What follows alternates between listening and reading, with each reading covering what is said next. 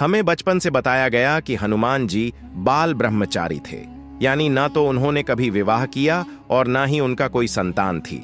लेकिन यह बात आधी सच है, क्योंकि तेलंगाना के एलंदु गांव में हमें हनुमान जी का एक ऐसा प्राचीन मंदिर देखने को मिलता है जहां उनकी पूजा उनकी पत्नी के साथ की जाती है और हर साल लाखों श्रद्धालु यहां दर्शन के लिए आते हैं, खासकर नवविवाहित पति पत्नी का जोड़ा। तो क्या हनुमान जी वास्तव में विवाहित थे? पराशर संहिता के साथ साथ कई ऐसी लोक ग्रंथों और कथाओं में हनुमान जी की पत्नियों का वर्णन मिलता है। बताया जाता है कि हनुमान जी की एक नहीं बल्कि 3 पत्नियां थीं। यहाँ तक कि वाल्मीकि रामायण के पाताल खंड और आनंद रामायण में हमें हनुमान जी के पुत्र का भी वर्णन मिलता है। तो क्या यह सारी बातें सच हैं? और अगर हाँ, तो फिर हनुमान जी को बाल ब्रह्मचारी क्यों बताया जाता है? आज हम इन्हीं सभी सवालों से पर्दा उठाएंगे और बताएंगे हनुमान जी की 3 पत्नियों की असली कहानी और विवाह के बाद उनका क्या हुआ, क्योंकि रामायण की कथाओं में हमें उनकी पत्नियों का वर्णन बहुत अधिक नहीं मिलता। साथ ही हम हनुमान जी के ब्रह्मचर्य का रहस्य भी जानेंगे। लेकिन उससे पहले आपसे विनती है, वीडियो को एक लाइक जरूर करें और कमेंट में लिखें जय बजरंग बली। हनुमान जी का जीवन केवल बल और भक्ति का ही नहीं बल्कि ज्ञान और अनुशासन का भी अद्भुत उदाहरण है। जब हनुमान जी युवा अवस्था में पहुंचे तो वे जानते थे कि केवल शारीरिक बल से कुछ नहीं होगा, इसके साथ ही उन्हें ज्ञान की प्राप्ति भी करनी होगी। और इसी ज्ञान की खोज ने उन्हें ब्रह्मांड के महानतम गुरु सूर्यदेव की शरण में पहुंचाया। सूर्यदेव जो निरंतर गतिशील रहते हैं, उनके शिष्य बनना साधारण बात नहीं थी, क्योंकि वे हमेशा भ्रमण करते रहते थे और अत्यंत गतिशील थे। पर हनुमान जी ने भी ठान लिया था कि वे उन्हीं से शिक्षा प्राप्त करेंगे। जिसके बाद हनुमान जी ने भी अपनी गति बढ़ाई और सूर्य के साथ साथ चक्कर लगाते हुए सभी विद्याओं का ज्ञान लेने लगे। पराशर संहिता के अनुसार सूर्यदेव के पास 9 विशेष विद्याएं थीं, जिनमें व्याकरण, ज्योतिष, योग, वेदांत, नीति और तर्क के साथ साथ एक ऐसी विद्या भी थी जिसे काम शास्त्र कहा जाता था। हनुमान जी ने सारी 8 विद्याएं हासिल कर ली, पर जब बात 9वीं विद्या की आई तो सूर्यदेव ने कहा कि यह विद्या वासनाओं और जीवन के विशेष नियमों से संबंधित है, जिसे केवल विवाहित अवस्था में ही समझा जा सकता है। यह बात सुनकर हनुमान जी ने सूर्यदेव से विनती करते हुए कहा कि प्रभु, मैं यह विद्या नहीं सीख सकता, क्योंकि मैंने आजीवन ब्रह्मचर्य पालन करने की प्रतिज्ञा ली है। तब सूर्यदेव ने समझाते हुए कहा कि इस आखिरी विद्या के बिना बाकी सारी विद्याएं भी कोई काम की नहीं है। इस पर हनुमान जी चिंतित हो उठे। तब सूर्यदेव ने एक समाधान निकाला। सूर्यदेव ने अपनी शक्ति से एक कन्या का निर्माण किया, जिसका नाम सुवर्चला रखा गया। सुवर्चला का अर्थ था तेज और दिव्य आभा से युक्त। सुवर्चला कोई सामान्य कन्या नहीं थी, वह सूर्यदेव के तेज से जन्मी थी, जिस कारण उन्हें सूर्यदेव की पुत्री कहा जाता है। पराशर संहिता में स्पष्ट रूप से बताया गया है कि हनुमान जी और सुवर्चला का विवाह एक औपचारिक और प्रतीकात्मक विवाह था। इसका उद्देश्य ना तो गृहस्थ जीवन की स्थापना थी और ना ही किसी सांसारिक बंधन में बंधना। यह विवाह औपचारिक था, जिसका केवल उद्देश्य ज्ञान की प्राप्ति था। जिसके बाद हनुमान जी का सुवर्चला से विवाह हुआ और उसके बाद हनुमान जी ने सूर्यदेव से 9वीं विद्या भी प्राप्त की और उनकी शिक्षा पूर्ण हो गई। और वहीं दूसरी ओर सुवर्चला भी अपने तप के मार्ग पर चल पड़ी। मित्रों, हनुमान जी के विवाह की कहानी यहीं समाप्त नहीं होती। कुछ लोक कथाओं और सदियों से चली आ रही कहानियों में उनकी 2 और पत्नियों का वर्णन मिलता है। तो वे दोनों आखिर कौन थी? तो चलिए अब इस रहस्य को भी जान लेते हैं। हनुमान जी के जीवन से जुड़ी कुछ कथाएं ऐसी हैं जो मुख्य धारा के ग्रंथों में विस्तार से नहीं मिलती, लेकिन क्षेत्रीय परंपराओं और दुर्लभ पौराणिक कथाओं में आज भी जीवित हैं। ऐसी ही एक कथा है अनंग कुसुमा की, जिन्हें वरुण देव की पुत्री बताया गया है। कथाओं के अनुसार एक समय रावण और वरुण देव के बीच घमासान युद्ध हुआ। रावण अपनी शक्ति के अहंकार के चलते पृथ्वी लोक को तो जीत ही चुका था, पर अब वह समुद्र पर भी राज करना चाहता था। वरुण देव जो जल के अधिपति माने जाते हैं, रावण की शक्तियों के सामने कमजोर पड़ने लगे और जब स्थिति अत्यंत गंभीर होने लगी तब वरुण देव ने हनुमान जी से सहायता मांगी। तब हनुमान जी ने वरुण देव का पक्ष लिया और अपनी अपार शक्तियों से रावण की सारी योजनाओं को नष्ट कर दिया। इस सहायता से प्रसन्न होकर वरुण देव ने हनुमान जी को वरदान देना चाहा और वरदान के रूप में उन्होंने अपनी पुत्री अनंग कुसुमा को हनुमान जी की पत्नी बनाने की इच्छा प्रकट की। हनुमान जी ने तो पहले अपने ब्रह्मचर्य का हवाला देते हुए उन्हें इस विवाह के लिए मना कर दिया, पर जब अनंग कुसुमा ने कहा कि वह भी एक तपस्विनी कन्या है, उनका जीवन भी सांसारिक भोग के लिए नहीं बल्कि साधना और आत्मिक उन्नति के लिए है, जिसके बाद वरुण देव ने भी सुनिश्चित किया कि उनका यह विवाह केवल औपचारिक होगा और इसका उद्देश्य कोई सांसारिक बंधन नहीं बल्कि एक विशेष दैवी नियम की पूर्ति होगा। अंततः हनुमान जी ने इस प्रस्ताव को स्वीकार किया। यह विवाह भी प्रतीकात्मक था, जिसमें न दांपत्य जीवन की स्थापना हुई और न ही गृहस्थ धर्म का पालन। इस कथा में भी वही तथ्य सामने आता है जो सुअर चला की कथा में दिखाई देता है। विवाह होने के बावजूद हनुमान जी अपने ब्रह्मचर्य व्रत पर अडिग रहे और अनंत कुसुमा ने भी पत्नी के सांसारिक अधिकारों की अपेक्षा नहीं की। दोनों के मार्ग अलग थे, लेकिन लक्ष्य एक ही था, आत्मिक उन्नति और धर्म की रक्षा। यही कारण है कि इस विवाह को भी औपचारिक कहा जाता है। आंध्र प्रदेश और तेलंगाना क्षेत्र की लोक परंपराओं में अनंग कुसुमा की कथा आज भी श्रद्धा के साथ सुनाई जाती है। वहां उन्हें एक महान तपस्विनी के रूप में स्मरण किया जाता है, जिन्होंने विवाह को बंधन नहीं बल्कि साधना का एक चरण माना। लेकिन अभी यह कथा समाप्त नहीं होती। हनुमान जी का तीसरा और अंतिम विवाह भी हुआ था, वह भी राक्षस कुल में जन्मी रावण की पौत्री के साथ। तो आखिर इसका क्या रहस्य है? तो चलिए अब जानते हैं हनुमान जी के तीसरे विवाह का रहस्य। हनुमान जी के जीवन से जुड़ी तीसरी कथा सबसे अधिक चौंकाने वाली मानी जाती है, क्योंकि इसमें उनका संबंध सीधे रावण के कुल से जुड़ता है।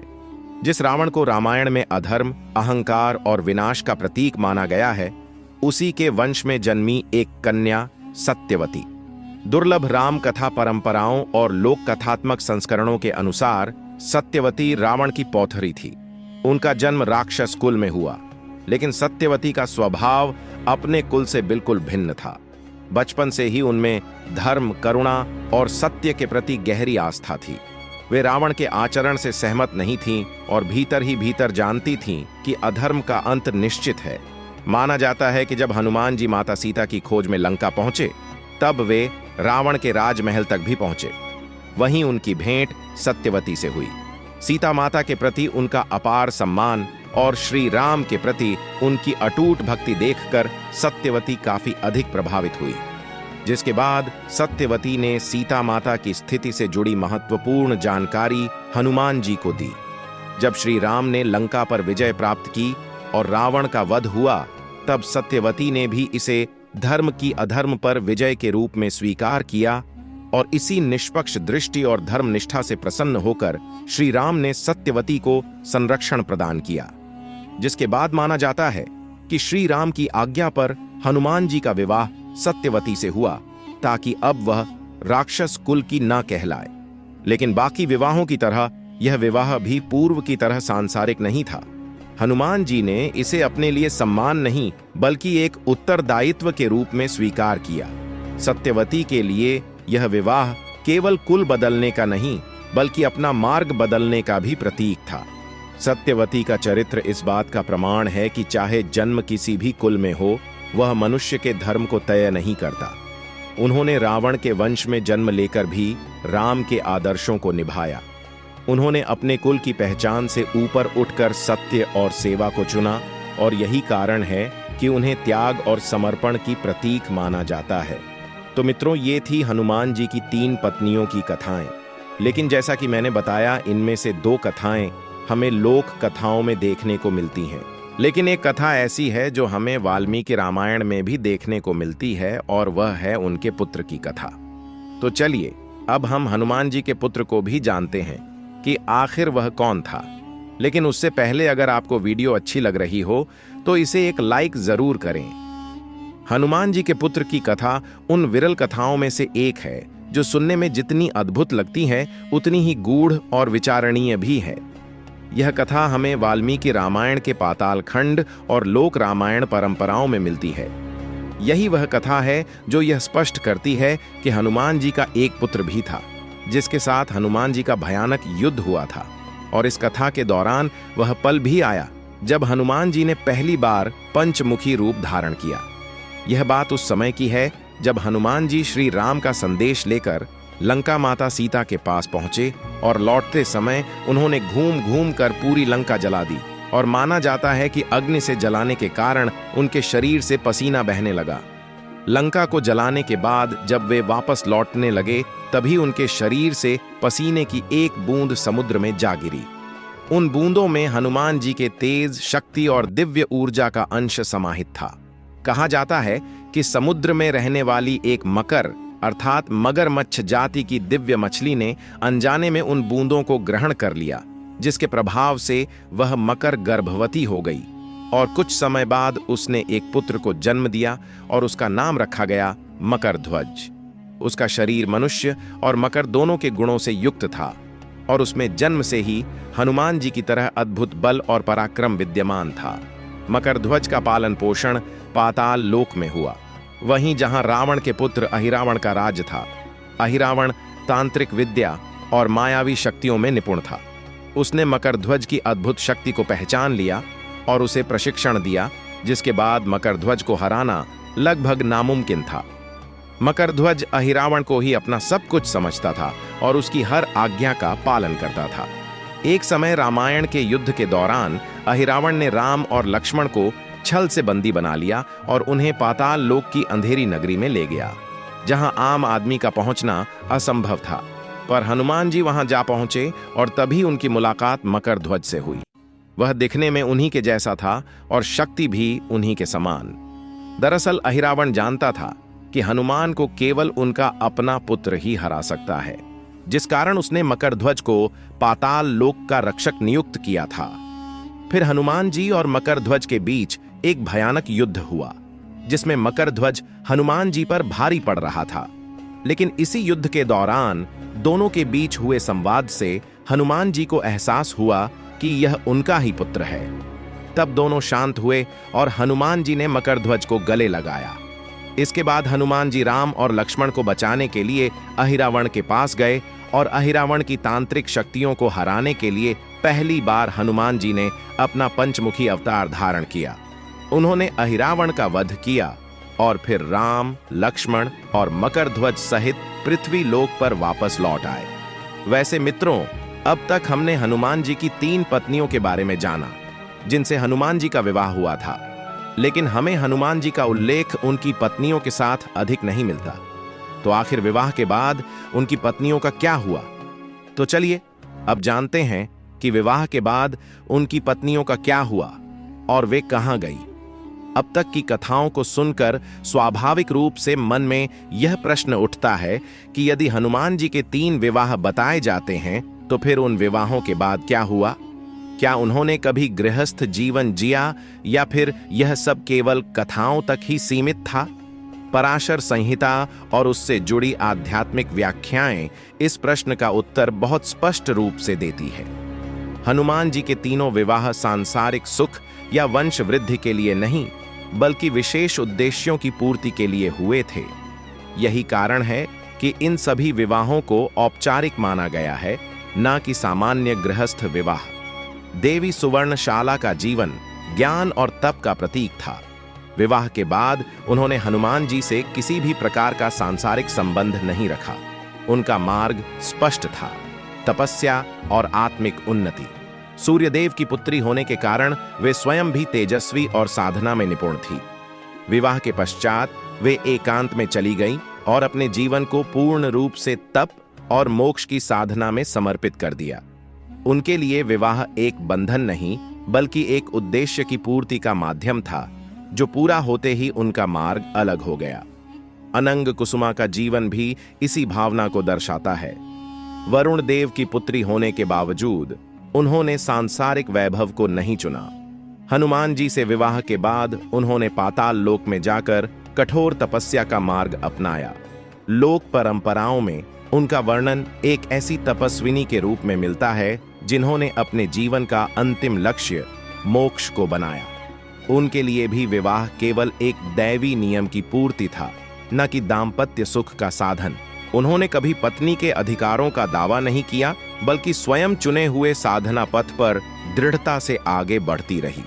सत्यवती का जीवन इन दोनों से कुछ अलग होते हुए भी अपने मूल भाव में समान था। रावण के कुल में जन्म लेने के बावजूद उन्होंने धर्म और सेवा को अपना जीवन आदर्श बनाया। हनुमान जी से विवाह के बाद उनका जीवन अयोध्या में सेवा के रूप में बीता। उन्होंने माता सीता और प्रभु श्री राम की सेवा को ही अपना सबसे बड़ा कर्तव्य माना। उनका जीवन दिखाता है कि त्याग केवल वन या तपस्या तक सीमित नहीं होता, बल्कि सेवा के माध्यम से भी मोक्ष का मार्ग प्रशस्त किया जा सकता है। सत्यवती ने अपने कुल की पहचान से ऊपर उठकर धर्म और करुणा को चुना, और यही उनका सबसे बड़ा तप बन गया।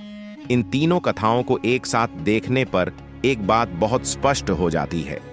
हनुमान जी के विवाह शरीर के स्तर पर नहीं, बल्कि उद्देश्य के स्तर पर थे। ना तो उन्होंने कभी गृहस्थ जीवन का पालन किया और ना ही उनकी पत्नियों ने उनसे ऐसा कोई अपेक्षा रखी। हनुमान जी का जीवन प्रारंभ से अंत तक श्री राम की भक्ति को समर्पित रहा। विवाह के बाद भी उनकी दिनचर्या, उनका संकल्प और उनका लक्ष्य एक क्षण के लिए भी नहीं बदला। वे जहां भी रहे, जैसे भी रहे, राम नाम ही उनकी सांसों में बसा रहा। यही कारण है कि शास्त्र और संत परंपरा दोनों हनुमान जी को अखंड ब्रह्मचारी और परम राम भक्त मानते हैं। उनके जीवन में विवाह कभी भी भोग या आकर्षण का कारण नहीं बना। वह केवल धर्म, ज्ञान और दैवीय व्यवस्था का एक अंग था। इस अध्याय का सार यही है कि हनुमान जी का विवाह शरीर का नहीं, उद्देश्य का था। और जब उद्देश्य पूर्ण हो गया तो हर पात्र अपने अपने मार्ग पर अपने अपने मोक्ष की ओर अग्रसर हो गया। यही हनुमान जी के जीवन का वह गूढ़ रहस्य है जो उन्हें साधारण मानवीय सीमाओं से ऊपर उठाकर एक पूर्ण योगी और आदर्श भक्त के रूप में स्थापित करता है। मित्रों, भले ही हनुमान जी ने कभी विवाहित जीवन नहीं बिताया, परंतु उनकी 3 पत्नियों में से सुवर्णचला को और भी ज्यादा विशेष स्थान मिलता है, क्योंकि बाकी कथाएं लोक कथाओं और सुनी सुनाई बातों पर निर्भर हैं। लेकिन सुवर्णचला की कथा हमें पराशर संहिता में साफ साफ देखने को मिलती है, और इसी कारण इनका हनुमान जी के साथ एक प्राचीन मंदिर भी है जो नव विवाहित जोड़ों के लिए एक आस्था का स्थान माना जाता है। अगर आपको हनुमान जी के जीवन से जुड़ी यह कथा अच्छी लगी हो तो हमारे मीठी वाणी चैनल को सब्सक्राइब जरूर करें, और इसी तरह की अध्यात्म से जुड़ी और भी कथा जानने के लिए चैनल से जुड़ना न भूलें। हनुमान जी को दिल से मानने वाले कमेंट में जय हनुमान, जय श्री राम जरूर लिखें।